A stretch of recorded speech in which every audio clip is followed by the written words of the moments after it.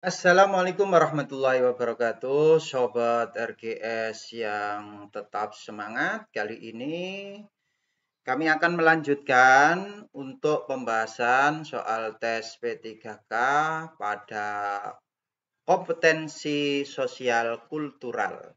Ya. Yang pertemuan sebelumnya kami sudah menjelaskan terkait dengan kisi-kisi. Jadi soal ini ada kaitannya dengan kisi-kisi untuk kompetensi sosial kultural. Ya. Baik, kita sudah sampai pada soal yang nomor 6. Dalam rapat koordinasi dengan antar instansi, terjadi perbedaan pendapat tentang solusi mengatasi kemiskinan. Bagaimana Anda berperan sebagai perekat bangsa? Nah, ini kemarin salah satu daripada kompetensi yang harus dimiliki oleh aparatur sipil negara, yaitu sebagai perekat bangsa. Kemarin ya, kompetensi sosial kultural. Nah, di sini kita dimintai pendapat terkait dengan di sini adanya terjadi perbedaan pendapat ya. Tentang apa? Tentang solusi mengatasi kemiskinan. Nah, untuk jawaban yang A, memihak instansi dengan aspirasi terkuat. Nah, ini kemarin sudah kita jelaskan ya. Di sini pasti ada diskriminasi ya, seperti ini ya. Yang B, mendengarkan aspirasi semua pihak, mencari permasalahan dan menawarkan solusi kompromi. Bisa jadi nanti ya. Ini bisa jadi jawabannya ya. Mengusulkan pemungutan suara. Bisa jadi juga ya jawaban yang paling tepat ya. Yang D, mengabaikan perbedaan dan fokus pada program yang disepakati. Ini sesuai dengan pembahasan-pembahasan kemarin, kalau mengabaikan perbedaan pendapat itu akan memunculkan permasalahan baru ya. Jadi di sini kurang tepat ya, kurang tepat ya. Oke, melaporkan perbedaan kepada atasan juga kemarin kurang tepat ya. Jadi dari sini kita punya dua alternatif, yaitu yang B ataukah yang C yang paling tepat ya. Coba kita lihat, mendengarkan aspirasi semua pihak, mencari permasalahan dan menawarkan solusi kompromi ini lebih komplit. Yang ini hanya mengusulkan pemungutan suara. Nah, ternyata jawaban yang paling tepat adalah jawaban yang B. Mengapa? Karena mencerminkan kemampuan untuk menjembatani perbedaan. Jadi alasannya adalah alasan pemilihan jawaban yang B itu paling tepat karena di jawaban yang B itu menjembatani perbedaan dan mencari solusi yang inklusif, solusi yang sesuai dengan kebutuhan. Ya. Nah, jadi jawaban yang paling tepat di sini adalah jawaban yang B. Ya. Nah, ini adalah jawaban yang paling tepat. Baik, kita ke soal yang ke-7. Sebagai ASN di bidang pelayanan publik, Anda berhadapan dengan masyarakat dengan kebutuhan berbeda. Kebutuhannya kompleks ya di sini ya. Bagaimana Anda memberikan pelayanan yang adil? Nah, yang dimintai pendapat adalah terkait dengan pelayanan yang adil. Pelayanan yang adil itu berarti tidak ada diskriminasi ya. Nah, ini yang A, memberikan prioritas kepada masyarakat dengan status sosial tinggi. Ini ada diskriminasi. Jelas kurang tepat kalau ada seperti ini ya. Yang B, memperlakukan semua masyarakat dengan hormat dan berusaha memahami kebutuhan masing-masing. Nah, memahami kebutuhan masing-masing ini masuk ke dalam inklusif ya, inklusif. Nah, semua masyarakat dengan hormat, memperlakukan semua masyarakat dengan hormat. Ini bisa jadi jawabannya ya. Kemudian memberikan pelayanan yang sama tanpa memperdulikan kebutuhan. Nah, memberikan pelayanan yang sama. Nah, ini tidak ada diskriminasi di sini, tapi di sini ada mempedulikan perbedaan tanpa mempedulikan perbedaan kebutuhan. Nah, ini yang mungkin ada catatan di sini ya, masih tanda tanya ya. Oke, menghindari interaksi dengan masyarakat yang sulit. Nah, ini jelas bukan jawabannya ya. Yang E, menyerahkan pelayanan kepada petugas berpengalaman juga bukan ya. Kira-kira yang manakah ini? Apakah yang B ini adalah jawaban yang tepat? Ya, ini. Yang B adalah jawaban yang paling tepat karena menekankan sikap hormat. Nah, sikap hormat alasannya di sini menekankan sikap hormat dan pemahaman terhadap kebutuhan individu. Jadi di sini itu sudah inklusif ya. Artinya kebutuhan-kebutuhan itu berusaha untuk dipahami dan dilayani dengan seadil-adilnya di sini ya. Seadil-adilnya tanpa adanya diskriminasi dengan cara hormat. Oke, selanjutnya yang nomor 8. Anda diminta memberikan masukan dalam penyusunan kebijakan publik yang berdampak pada masyarakat yang beragam. Yang ditanyakan lagi adalah masyarakat yang beragam ya. Bagaimana Anda memastikan kebijakan tersebut adil? Sekali lagi kata kuncinya kalau adil berarti tidak ada diskriminasi dan inklusif. Inklusif itu artinya di situ kebutuhannya itu harus bisa menjangkau kebutuhan-kebutuhan daripada masyarakat. Nah, ini penyusunan kebijakan publik yang berdampak pada masyarakat yang beragam. Nah, kita pendapatnya gimana? Kira-kira yang A, mengutamakan kepentingan kelompok mayoritas. Jelas ini ada diskriminasi. Jadi ini bukan. Ya, yang B, melakukan konsultasi publik yang melibatkan semua kelompok. Nah, ini sudah melibatkan semua kelompok ya dan mempertimbangkan dampak kebijakan terhadap kelompok rentan. Ini sudah ada identifikasi ya terkait dengan penyusunan kebijakan yang berdampak pada masyarakat yang beragam ya. Ini nanti bisa jadi jawabannya ya yang tepat ya. Yang C, menyerahkan penyusunan kebijakan kepada ahli hukum.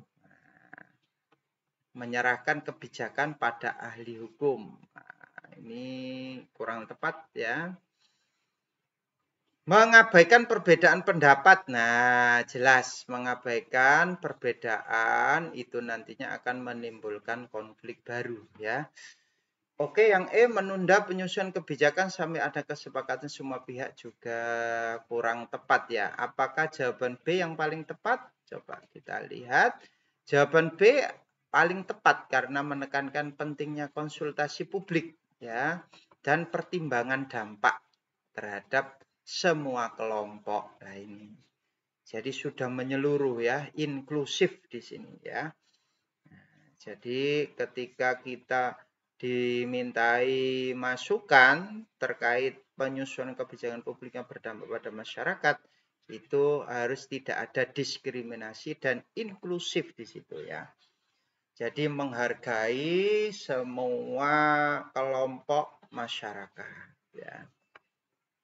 Oke, yang selanjutnya yaitu nomor 9 dalam sebuah acara kesenian yang menampilkan berbagai kesenian daerah, seorang ASN melihat ada kelompok masyarakat yang merasa tersinggung dengan salah satu penampilan. Bagaimana sebaiknya ASN tersebut bertindak? Nah, ini di sini ada acara kesenian menampilkan kesenian berbagai daerah. Kemudian seorang ASN melihat ada kelompok masyarakat yang tersinggung dengan salah satu penampilan. Nah, sikap kita bagaimana kalau ada yang tersinggung dengan salah satu penampilan?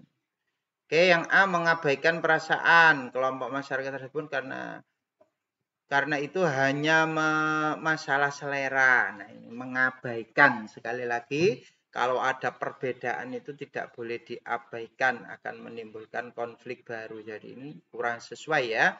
Yang B, mendekati perwakilan kelompok masyarakat tersebut mencoba memahami mengapa mereka merasa tersinggung serta mencari solusi yang dapat diterima oleh semua pihak.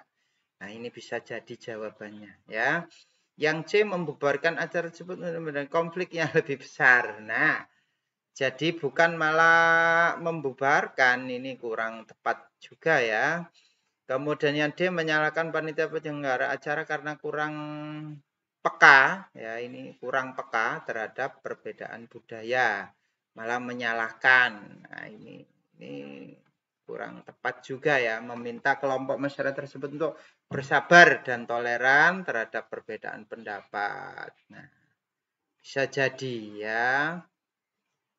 Oke, kira-kira yang B ataukah yang E? Jawaban yang tepat adalah yang B ya.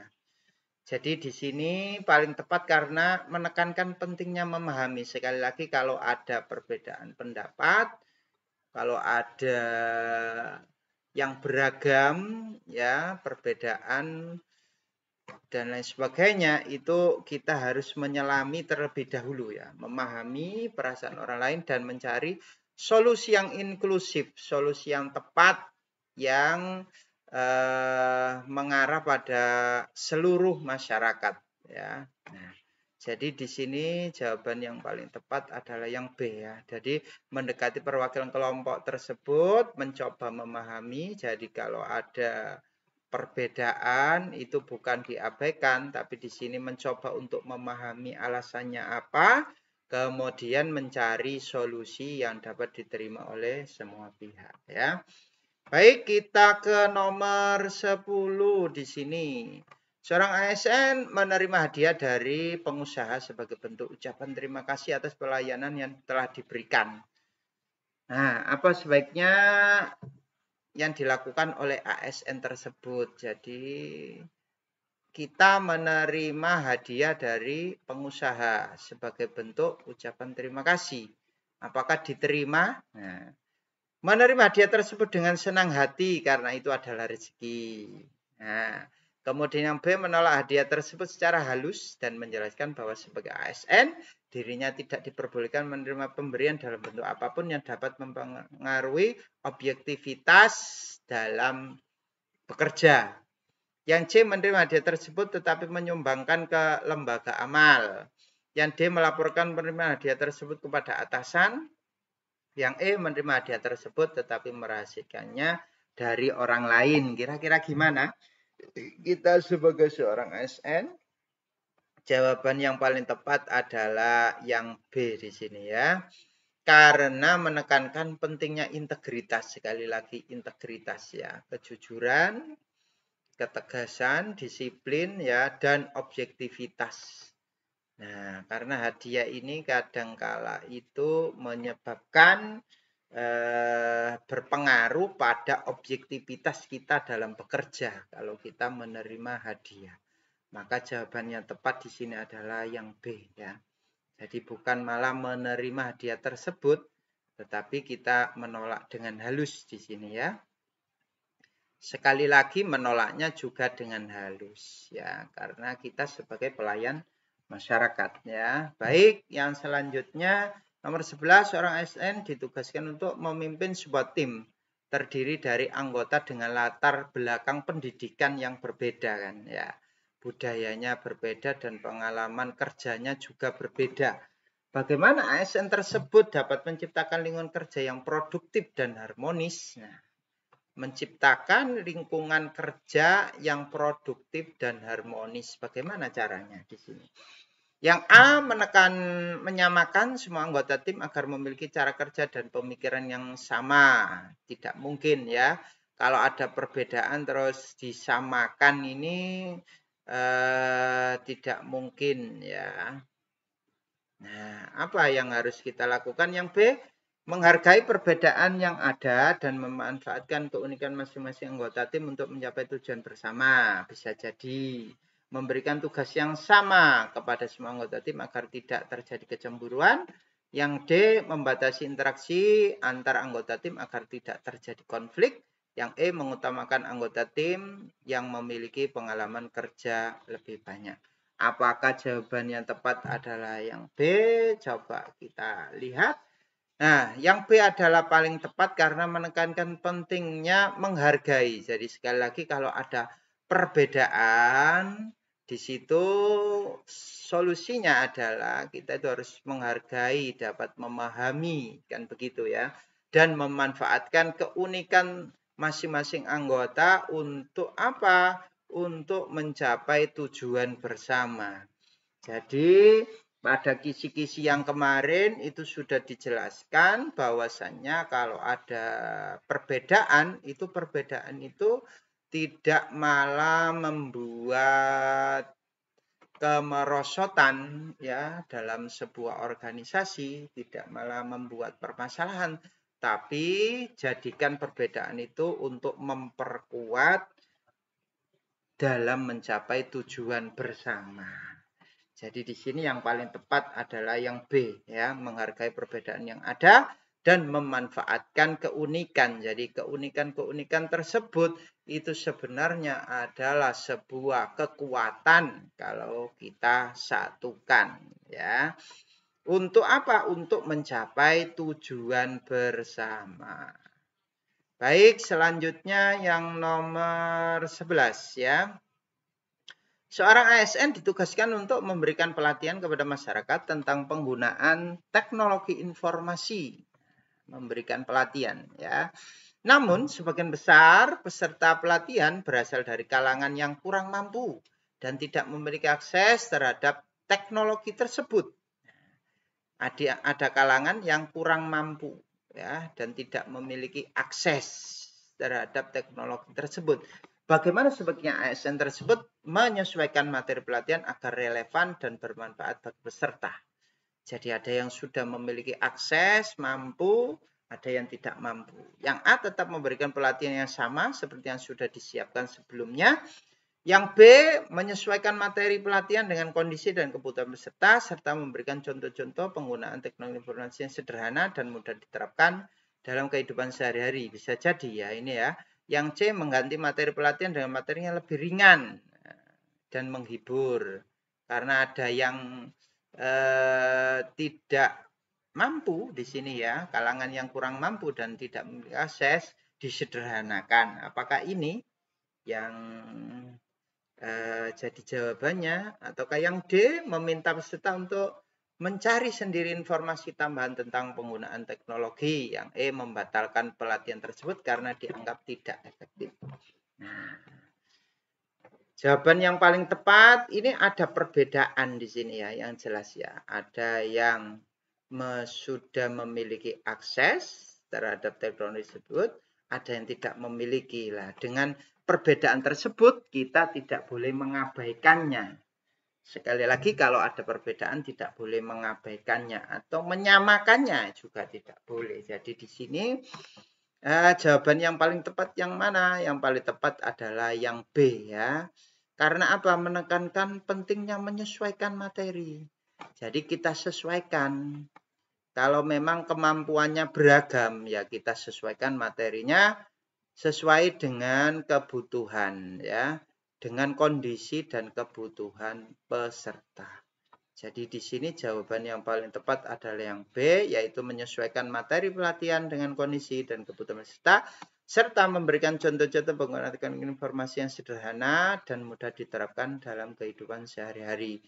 Yang sini ini materinya sudah diringankan ya, disederhanakan sama dengan ini. Tetapi yang B ini ada kelebihannya yaitu disesuaikan dengan kondisi dan kebutuhan peserta. Ya.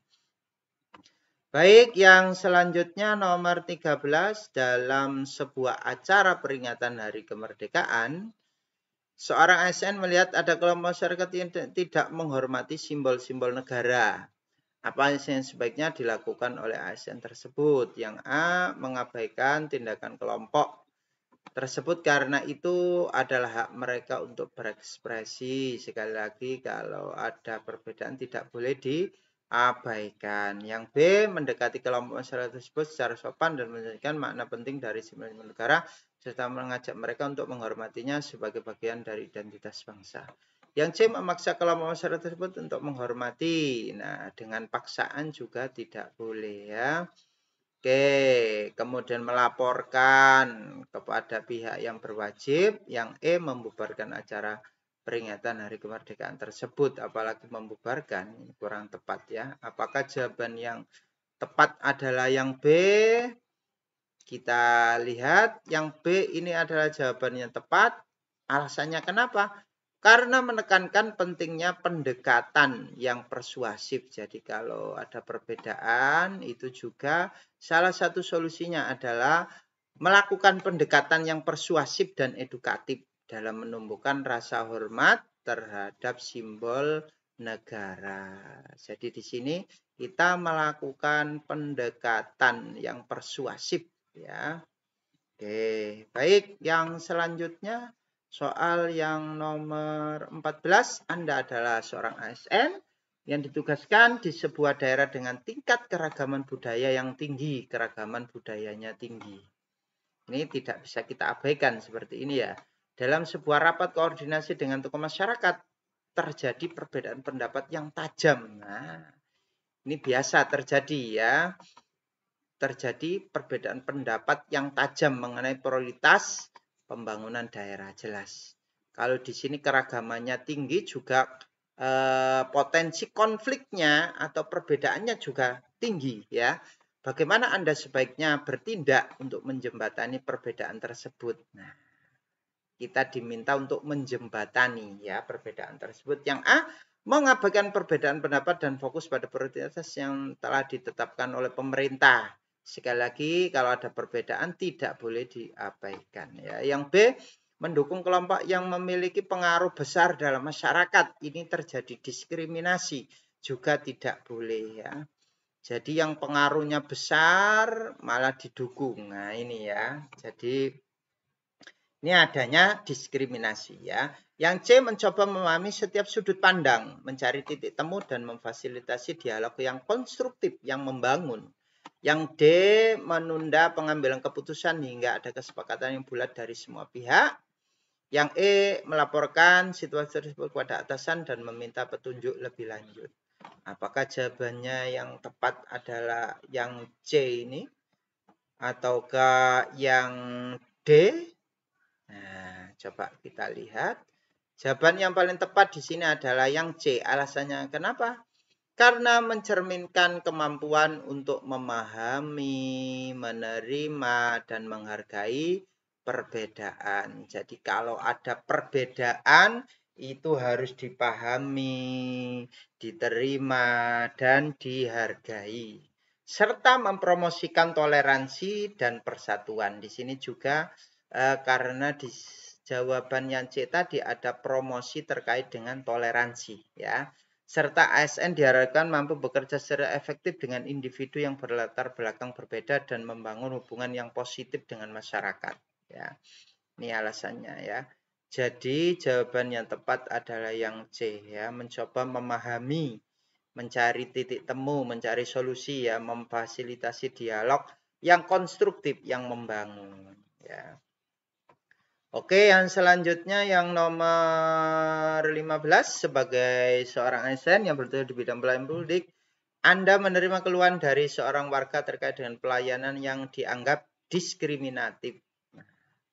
Jadi pelayanannya dianggap diskriminatif. Warga tersebut merasa perlakuan tidak adil ya, diperlakukan tidak adil karena perbedaan latar belakang etnis. Nah, masalahnya latar belakang etnis. Bagaimana respon yang paling tepat? Yang A, menjelaskan bahwa semua warga negara memiliki hak yang sama dan akan dilayani tanpa memandang latar belakang. Apakah yang ini? Ini tidak terjadi diskriminasi di sini ya. Jadi semua warga memiliki hak yang sama. Yang B, meminta maaf atas ketidaknyamanan yang dialami warga dan berjanji akan memperbaiki. Bisa jadi juga ya.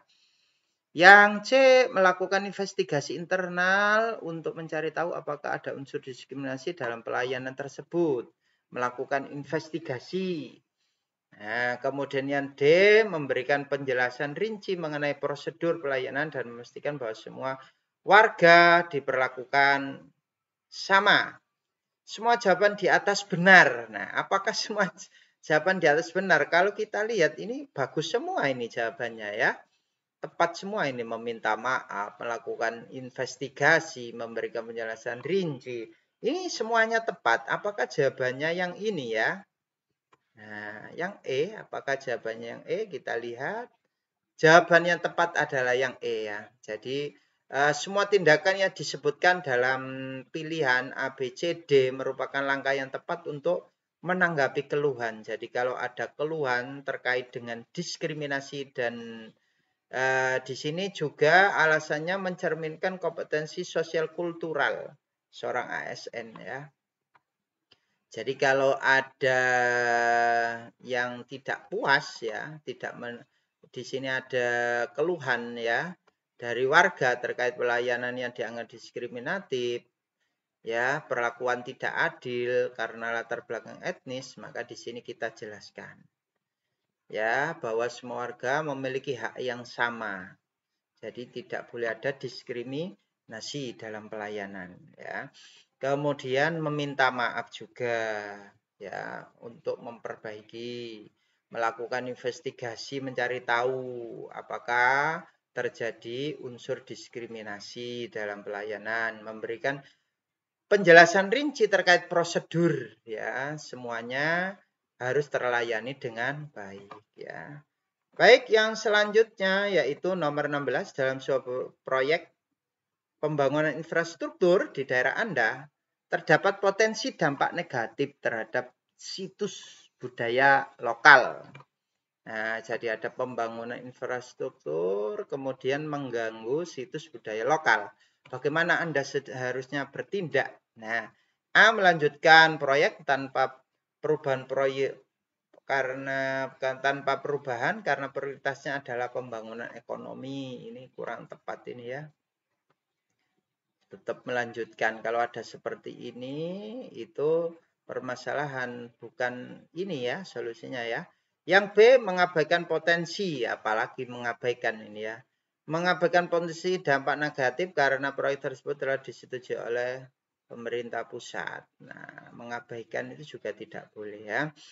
Yang C, melakukan kajian mendalam mengenai dampak proyek terhadap situs budaya lokal dan mencari solusi yang meminimalkan dampak negatif. Yang D, mengadakan konsultasi dengan tokoh adat setempat, ya, tokoh adat dan masyarakat setempat untuk mendapatkan masukan dan mencari solusi. Yang C sama D ini hampir sama, ya. Jawabannya itu hampir sama di sini. Yang E, pilihan C dan D benar. Apakah C dan D ini pilihan yang paling tepat ya? Nah, coba kita lihat, ternyata pilihan yang paling tepat adalah yang E ya. Melakukan kajian mendalam, mengadakan konsultasi dengan tokoh adat adalah tindakan yang mencerminkan pemahaman dan menghargai perbedaan budaya serta kemampuan untuk bekerja sama dengan masyarakat. Jadi di sini yang paling tepat adalah jawaban yang C dan D ya. Nah, baik, yang selanjutnya nomor 17, Anda adalah seorang ASN yang baru dipindahkan ke daerah dengan budaya yang sangat berbeda dari tempat asal Anda. Apa sebaiknya yang Anda lakukan untuk beradaptasi dan membangun hubungan yang baik dengan masyarakat setempat? Yang A, mempelajari bahasa dan budaya daerah tersebut untuk berkomunikasi dengan lebih efektif. Apakah ini? Ini bagus juga jawabannya ya. Yang B, menghindari interaksi dengan masyarakat setempat untuk mencegah terjadinya kesalahpahaman. Kalau ada seperti ini, kemarin sudah kita jelaskan ya di kisi-kisi. Di situ untuk kompetensi sosial kultural itu kalau ada perbedaan itu kita harus siap untuk belajar ya terkait dengan perbedaan tersebut ya. Itu salah satunya ya. Yang C mencoba menerapkan nilai-nilai budaya Anda sendiri kepada masyarakat setempat. Nah, ini berarti belum bisa menyelami ya. Belum bisa memahami terkait dengan perbedaannya. Mengkritik budaya setempat yang berbeda dengan budaya Anda ini juga seperti itu ya. belum bisa menerima perbedaan ya. Yang E mengisolasi diri dari masyarakat setempat juga belum bisa menerima perbedaan ya. Jadi kemarin sosial kultural itu terkait dengan menerima perbedaan ya di sini ya. Jadi jawaban yang paling tepat ini jelas yang B ya. Yang B. Oh.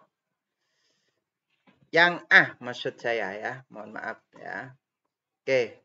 Jadi di sini jawaban yang paling tepat adalah yang A ya, mempelajari bahasa dan budaya dari setempat untuk berkomunikasi. Jadi alasannya apa di sini? Alasannya adalah sikap terbuka dan keinginan untuk belajar ya. Ini kemarin sesuai dengan kompetensi sosial kultural ya, yaitu sikap terbuka dan keinginan untuk belajar tentang perbedaan atau kemajemukan masyarakat. Jadi kemarin itu ada di level yang kedua ya untuk kompetensi sosial kultural, yaitu sikap terbuka dan keinginan untuk belajar terkait dengan perbedaan atau kemajemukan masyarakat ya. Dengan mempelajari bahasa dan budaya setempat, Anda dapat membangun komunikasi yang efektif dan menghindari konflik ya. Jadi jawaban yang paling tepat adalah yang A. Oke, selanjutnya ini adalah soal yang terakhir ya. Sebagai seorang ASN, bagaimana Anda dapat berkontribusi dalam menjaga persatuan dan kesatuan bangsa di tengah keberagaman yang ada? Jadi ditanyakan kontribusi kita untuk menjaga persatuan dan kesatuan di tengah keberagaman. Yang A mempromosikan sikap toleransi dan saling menghormati antar kelompok. Jadi kita mempromosikan sikap toleransi dan saling menghormati. Bisa jadi menghindari diskusi mengenai isu-isu sensitif yang dapat memicu konflik. Nah, sekali lagi kalau ada perbedaan ini tidak boleh diabaikan. Apalagi dihindari ya. Mendukung kelompok mayoritas dan mengabaikan kelompok minoritas ini terjadi diskriminasi ya di sini ya. Menyebarkan informasi yang provokatif dan diskriminatif. Wah, ini jelas tidak masuk ini ya. Yang E bersikap netral dan tidak terlibat dalam kegiatan sosial. Nah, ini bersikap netralnya bagus, tapi di sini tidak terlibat. Nah, ini yang membuat kurang bagus ya. Jadi jawaban yang paling tepat adalah yang A ya.